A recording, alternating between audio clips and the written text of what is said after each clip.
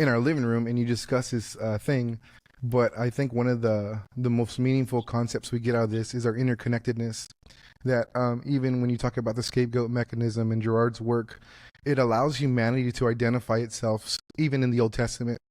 And it kind of really wakes us up to this consciousness that the Old Testament is about us as a fallen nature trying to reconcile who God is through what we have to offer and the cultural conditions and the mindsets and all these different, like you said, symbols that have defined our culture, our belief systems, and our defense for what we consider justice or injustice, or even our accounts of value of what's valuable and what's not. You know, Yes.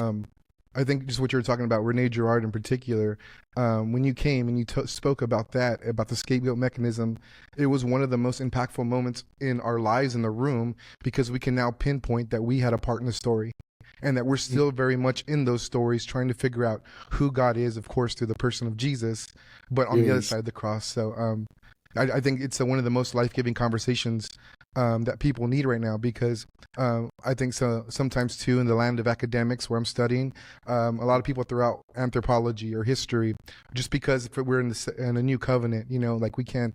It's not. It has nothing to do with this, the Old Testament, but it's a self-revelation that God's revealing Himself through our broken infrastructures to reconcile only what could be reconciled in Christ, to give us peace. And I just Yes. think it's such a monstrous message. And if you haven't read this book yet, it is amazing. And it's one of those, I'm telling you, it's one of those monumental intersections for me that applied, because I mean, honestly, you know, here at tacos community, all stuff, we're rethinking God. You know, we're under the critique of penal substitution atonement theory, and we can adopt language for how God good, he's good, he's good, he's good.